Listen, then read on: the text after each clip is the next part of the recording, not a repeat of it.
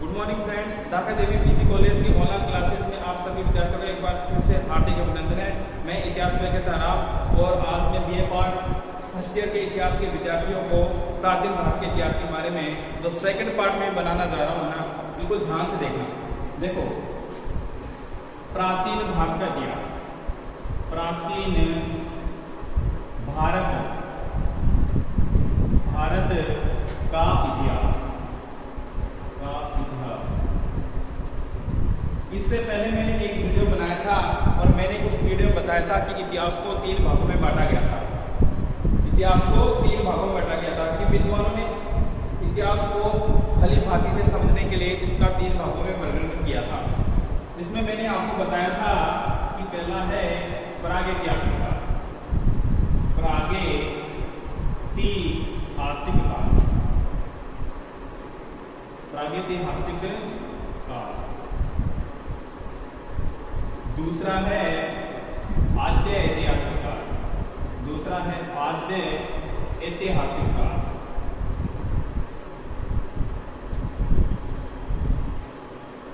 आद्य ऐतिहासिक काल। और मैंने तीसरा जो बताया था ऐतिहासिक काल, ऐतिहासिक काल।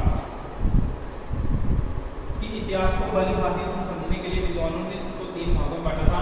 प्रागैतिहासिक काल है, दूसरा आद्य ऐतिहासिक काल है और तीसरा ऐतिहासिक काल। मैंने आपको परिभाषा भी बताई थी कि प्रागैतिहासिक काल की क्या परिभाषा है कि सभ्यता संस्कृति का वह युग जिस काल में लेखन कला का प्रचलन नहीं था। उस युग का जो आदि मानव था वो बिल्कुल असभ्य था, बर्बर था, पढ़ा लिखा नहीं था, लेखन कला ही नहीं थी, कहने का मतलब।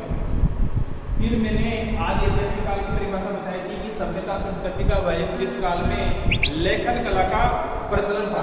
इस काल में लेखन कला का प्रचलन था, लेकिन वहां की जो लिपि थी वो आज तक भी कोई पढ़ नहीं पाया, क्योंकि वो लिपि थी चित्रात्मक लिपि थी, जिसे बुस्टरफेदर नाम दिया गया था। और वो लिपि है ना, आज तक भी कोई विद्वान पढ़ नहीं पाया था, क्योंकि वो लिपि एक चित्रात्मक लिपि थी, जो एक सर्पिलाकार लिपि थी और वो दाएं से बाएं, बाएं से दाएं करती थी ना। तो ये था आदि ऐतिहासिक काल। फिर इसके साथ मैंने आपको बताया था ऐतिहासिक काल कि सभ्यता संस्कृति का वह युग जिस काल में लेखन कला का प्रचलन था और उस काल के लोग है ना बिल्कुल सभ्य थे, पढ़े लिखे थे और उस काल की जो लिपि थी ना वो वर्तमान समय भी समझ सकते और समझाई जा सकती है। तो ये था ऐतिहासिक काल। और अब इसके साथ मैं आपको बताना चाहूंगा कि प्रागैतिहासिक काल के बारे में मैं आपको बताना चाहूंगा कि इसको कितने भागों में बांटा गया है। अब देखो, ध्यान से देखना वीडियो को, इसकी मत करना अरे इतिहास को अगर क्रमबद्ध तरीके से पढ़ोगे ना तो इतिहास है ना अच्छी तरह से आपको याद हो जाएगा। इतिहास विषय को है ना रुचि करके पढ़ा करो, जब दिमाग में अच्छी तरह से फिट होएगा। ये देखो, ध्यान से देखो, मैं आपको बताने जा रहा हूँ प्रागैतिहासिक काल की जो परिभाषा थी ना, मैंने जिस दिन भी आपको बताई थी कि प्रागैतिहासिक काल की क्या परिभाषा है। अब देखो, ध्यान से देखो, प्रागैतिहासिक काल देखो, सभ्यता व संस्कृति, सभ्यता व संस्कृति, सभ्यता व संस्कृति का वह युग, सभ्यता व संस्कृति का वह युग जिस काल में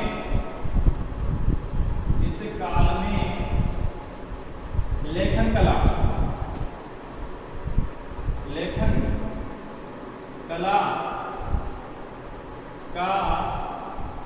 प्रचलन नहीं था,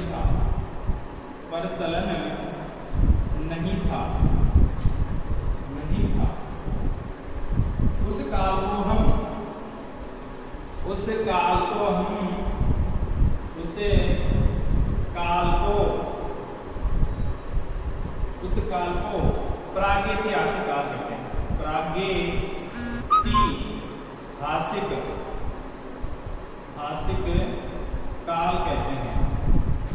काल कहते हैं।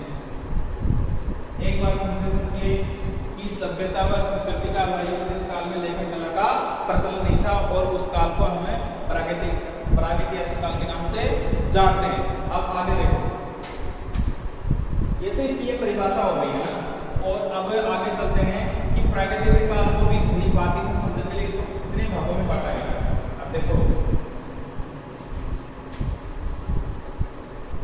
प्रागैतिहासिक काल को भी है ना 3 भागों में बांटा गया है। प्रागैतिहासिक काल को भी कितने भागों में बांटा गया है? 3 भागों में बांटा गया है। जिसमें पहला है पूरा पाषाण का, पूरा पाषाण का, जो पहला है पूरा पाषाण काल है। दूसरा है मध्य पाषाण काल, मध्य पाषाण काल। दूसरा है मध्य पाषाण काल। और जो तीसरा है नव पाषाण, नव पाषाण काल, नव पाषाण काल।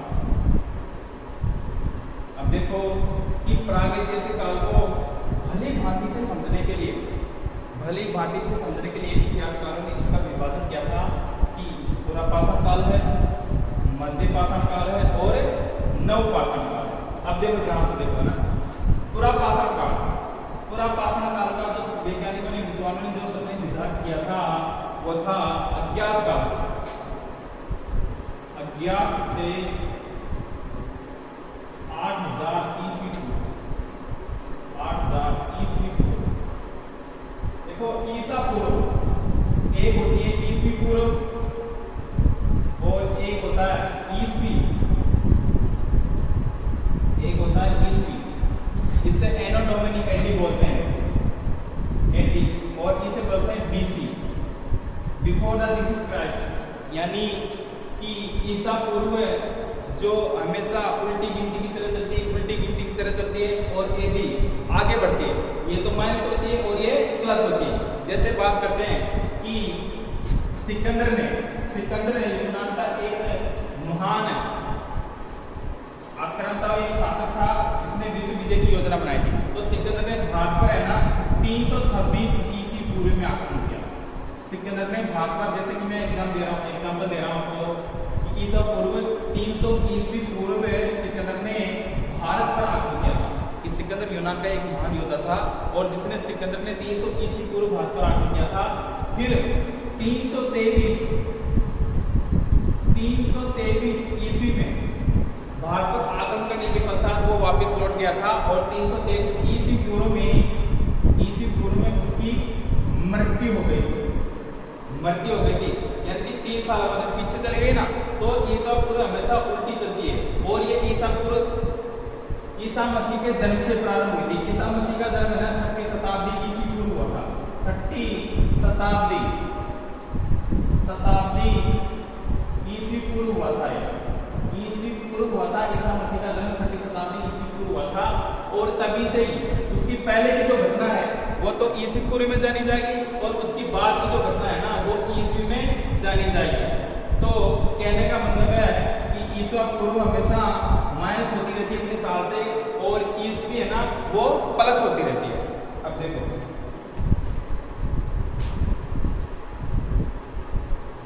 तो मैंने आपको बताया था कि प्रागैतिहासिक काल में 3 भागों में विभाजन किया था, जिसमें पूरा पाषाण काल है। और इसका वैज्ञानिकों ने जो समय निर्धारित किया था वो है अज्ञात काल से 8000 ईस्वी पूर्व तक की जो घटना का जो समय है वो पूरा पाषाण काल था।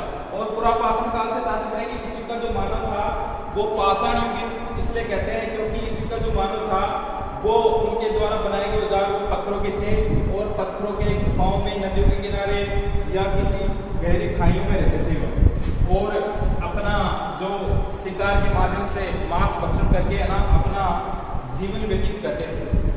ईस्वी का जो मानव था वो बिल्कुल ऐसे में था और बर्बर था। और भारत में पूरा पाषाण काल के जो अवशेष मिले थे वो देखो मैं आपको बताने जा रहा हूँ।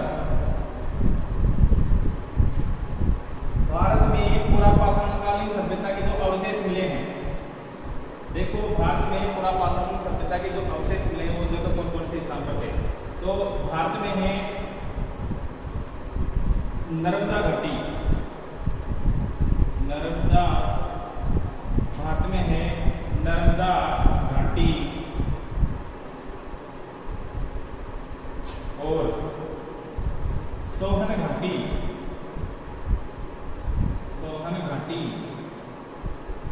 और बेलन घाटी।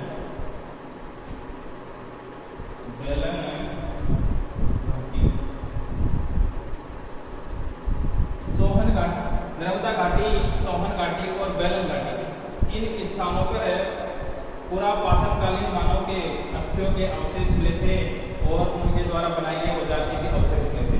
कि इस युग का जो मानव था, इन स्थानों से प्राप्त अवशेष से ज्ञात होता है कि इस युग का जो मानव था वो बिल्कुल असभ्य था, बिल्कुल बर्बर था, पढ़ा लिखा नहीं था और अपना दुखित जीवन व्यतीत करता था। उसे सुख दुख की अनुभूति नहीं थी। अब आगे देखो कि पुरापाषाण काल का जो मैंने समय बताया था 11,000 से 8,000 ईस्वी पूर्व का जो समय है, और पुरापाषाण काल के जो अवशेष मिले थे वो भारत में मिले थे। नर्मदा नदी घाटी के तट पर मिले थे, सोहन घाटी के तट पर मिले थे, सोहन घाटी है, बेलन घाटी, ये उत्तरी पुरापाषाण काल 11,000 से 8,000 ईस्वी पूर्व। और इन पुरापाषाण काल के अवशेष मिले थे नर्मदा घाटी, सोहन घाटी और बेलन घाटी में मिले थे।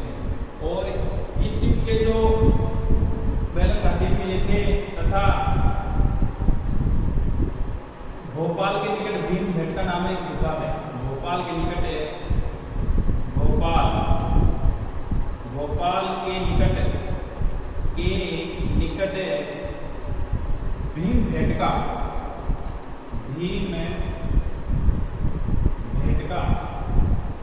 भीमबेटका एक गुफा है और इस गुफा में अनेक चित्र मिले जो पुरापाषाणकालीन सभ्यता से संबंधित थे।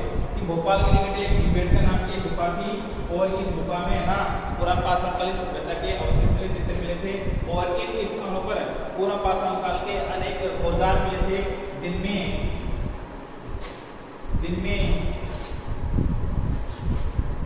हैंड एक्स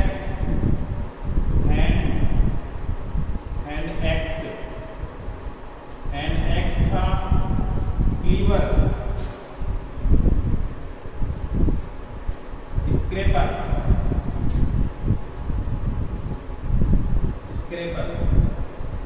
ये औजार सम्मिलित हैं। हैंड एक्स एक कुल्हाड़ी थी और क्लीवर और स्क्रैपर ये भी तेज धारदार वाले है ना ऐसे औजार थे जो पुरापाषाण सभ्यता में थे। और ये सारे के सारे पत्थर के थे, क्योंकि पुरापाषाण काल के जो मानव थे उनको धातुओं का ज्ञान नहीं था, तभी तो इनको पाषाणकालीन सभ्यता कहते हैं, पत्थरीयुगीन काल कहते हैं प्रागैतिहासिक काल को। अब आगे देखिए, पुरापाषाण काल जो अज्ञात काल से 8,000 ईस्वी पूर्व था और इनके जो अवशेष मिले थे नर्मदा नदी घाटी, सोहन घाटी, बेलन घाटी और भीमबेटका में मिले थे, इनके अवशेष मिले थे। और दूसरी बात मुख्य यह देखी जाए तो इस युग का जो मानव था वो बिल्कुल असभ्य था, बर्बर था और वो एक प्रकार से नर पशु के समान था, उसको किसी भी बात का कोई ज्ञान नहीं था, तभी तो इस युग के मानव को असभ्य कहा जाता है। ये तो था आपका पुरापाषाण काल। अब बात करते हैं मध्यपाषाण काल की। अब देखो मध्यपाषाण काल,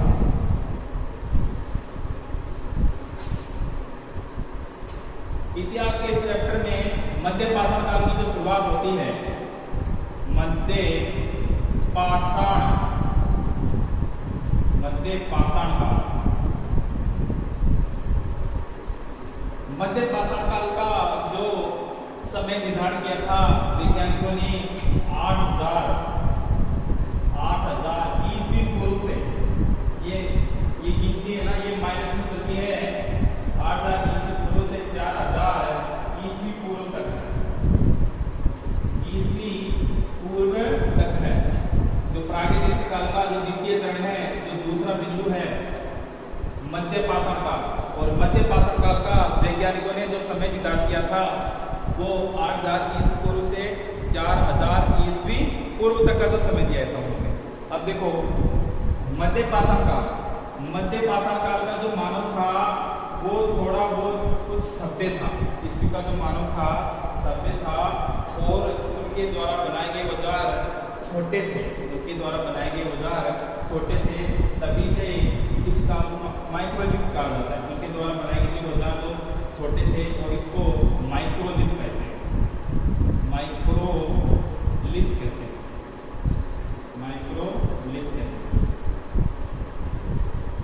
माइक्रोलिथ आपके एग्जाम में आ सकता है कि माइक्रोलिथ क्या था, इससे समझता कि मध्यपाषाण काल के जो मानव थे उनके द्वारा बनाए गए औजार बिल्कुल छोटे थे और उन्हीं को माइक्रोलिथ कहा गया था। अब देखो मध्यपाषाण काल के जो मध्य पाषाण काल के जो आदि मानव थे उनके अवशेष कहाँ मिले थे? देखो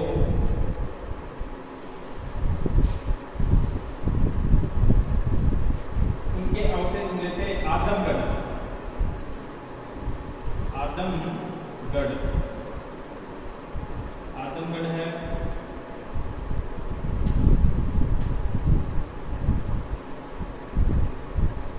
बागोर है, आदमगढ़ है, बागोर है। आदमगढ़ यूपी में पड़ता है और बागोर भीलवाड़ा राजस्थान के क्षेत्र में पड़ता है। तो इन दोनों क्षेत्रों में है ना मध्य पाषाण कालीन के अवशेष मिले थे, इनकी अस्थियों के अवशेष मिले थे और इनकी अस्थियों के औजार भी मिले थे और पत्थरों के औजार भी मिले थे। देखो औजार है ना, इनके औजार थे, अस्थियों के भी थे और पत्थरों के भी थे और तेज धार वाले थे, थोड़े बहुत सभ्य थे। पुराना पाषाण काल के जो औजार थे वो भोंडे दिखाई देते थे, भद्दे दिखाई देते थे, जबकि मध्य पाषाण काल के जो औजार थे वो छोटे थे और थोड़े बहुत सभ्य दिखाई देते थे, धार वाले थे। तो मध्य पाषाण काल के जो अवशेष मिले थे आदमगढ़ है, बागोर है और मध्य पाषाण काल के जो आदि मानव थे वो एक साथ रहते थे और एक साथ ही शिकार करते थे। इस युग के जो मानव थे एक साथ रहते थे, एक साथ ही शिकार करते थे। अब आगे देखो अगला है नवपाषाण काल। प्रागैतिहासिक काल का जो अगला चरण है नवपाषाण काल, नवे पाषाण काल, पाषाण काल।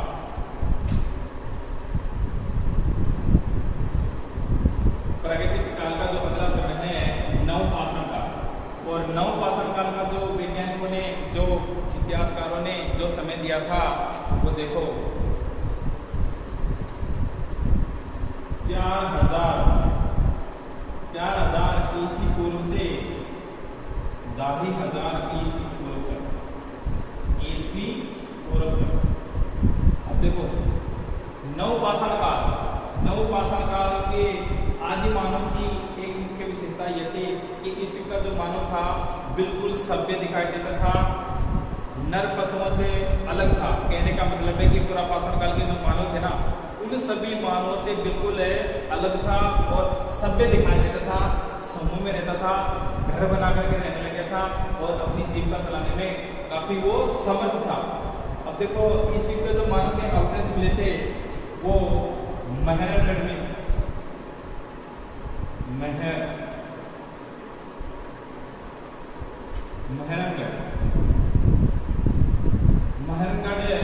ये नवपाषाण काल का एक स्थल है जहाँ पर इस स्थल पर नवपाषाण कालीन मानव के अवशेष मिले थे और यहाँ के अवशेष से ये प्रतीत होता है कि इस युग का जो मानव था बिल्कुल सभ्य था और समूह में रहता था, खेती करने लग गया था। इस युग के मानव की जो एक खासियत है वो खेती करने लगे था और खेती में उनके पास जो औजार थे वो बिल्कुल सभ्य थे और बिल्कुल स्पष्ट दिखाई देते थे, तेज धार वाले थे। वो किसी भी काम में उन औजारों का प्रयोग कर सकता था। आगे देखो कोली डलवा,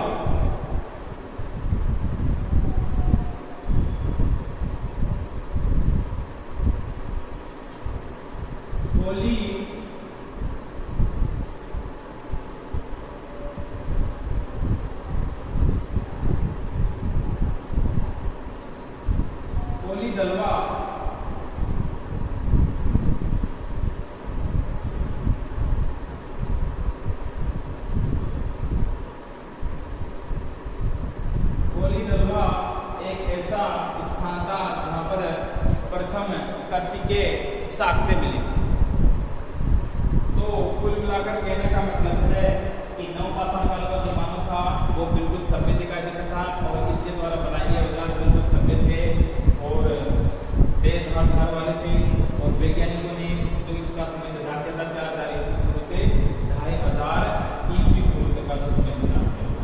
अब आगे देखो, ये तो था आपका प्रागैतिहासिक काल और इसमें हमने जाना कि इस युग के जो मानव की जो क्या विशेषता थी और वो कैसे अपनी जीविका निर्वाह करते थे, क्या पहनते थे, क्या खाते थे, है ना। तो ये हमने जाना प्रागैतिहासिक काल में, है ना। अब अगली बात करते हैं आद्य ऐतिहासिक काल। आद्य ऐतिहासिक काल,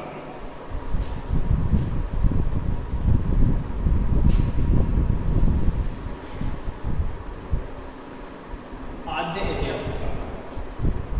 दूसरा है आद्य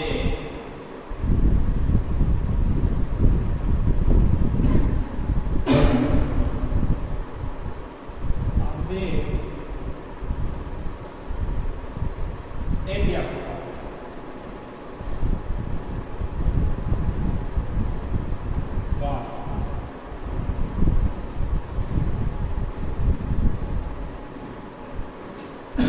इसकी मैंने आपको परिभाषा बताई थी कि इस काल में लेखन कला का प्रचलन नहीं था, कि सभ्यता संस्कृति का वह जिस काल में लेखन कला का प्रचलन है तो था भाई, इस काल में लेखन कला का प्रचलन तो था, लेकिन प्रागैतिहासिक काल में लेखन कला का प्रचलन नहीं था। और इस काल में जो लेखन कला का प्रचलन था, लेकिन इसमें समस्याएं थी भाई। लेखन कला का तो प्रचलन था, लेकिन जो लेखन की जो इस काल के जो लेखन कला थी वो बिल्कुल चित्रात्मक लिपि थी, सर्पिलाकार लिपि थी, दाएं से बाएं बाएं से दाएं लिखी जाती थी। और ये लिपि चित्रात्मक लिपि होने से है ना, ये वर्तमान में भी आज भी पढ़ी नहीं जा सकती। तो मैं आपको इसकी परिभाषा बताने जा रहा हूं कि सभ्यता संस्कृति, सभ्यता व संस्कृति, सभ्यता व संस्कृति का वह युग जिसमें लेखन कला का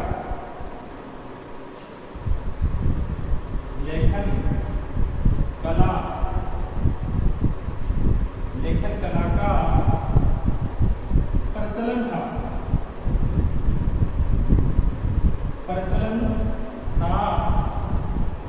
लेखन कला का प्रचलन था, लेकिन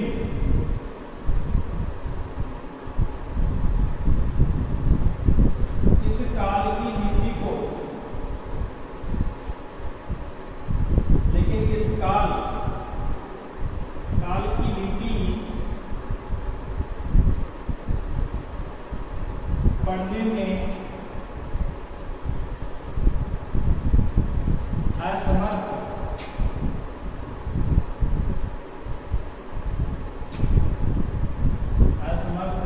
प्रतीत होती है,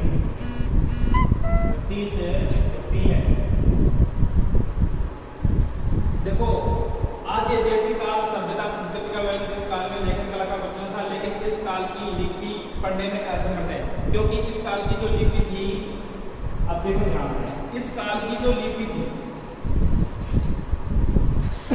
इस काल की जो लिपि थी दाएं से ऐसे ऐसे ऐसे लिखी जाती थी, और फिर यहाँ से फिर बाएं से दाएं ऐसे लिखी जाती थी, सर्पिलाकार की लिपि थी। और इस लिपि को बीके थापा ने जो सिंधु घाटी सभ्यता के महान खोजकर्ता थे, उत्खननकर्ता थे, और उन्होंने इस लिपि को बुस्ट्रोफेलम नाम दिया था, चित्रात्मक लिपि। इस लिपि को चित्रात्मक लिपि नाम दिया था, चित्रात्मक लिपि।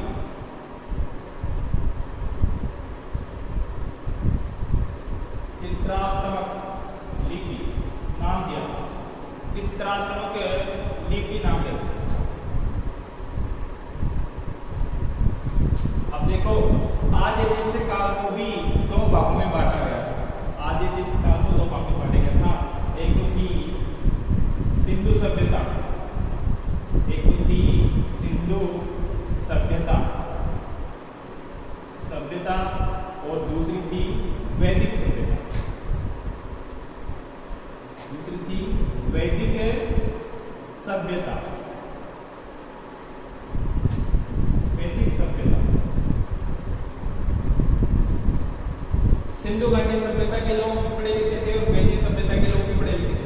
सिंधु घाटी सभ्यता के जो लोग, जो इनके लोगों की लिपि थी ना, वो आज तक भी नहीं समझ पाए, और वैदिक सभ्यता के लोगों की जो लिपि थी ना, वो स्पष्ट थी और इस लिपि को है ना समझ भी सकते थे और समझ भी सकते थे। आज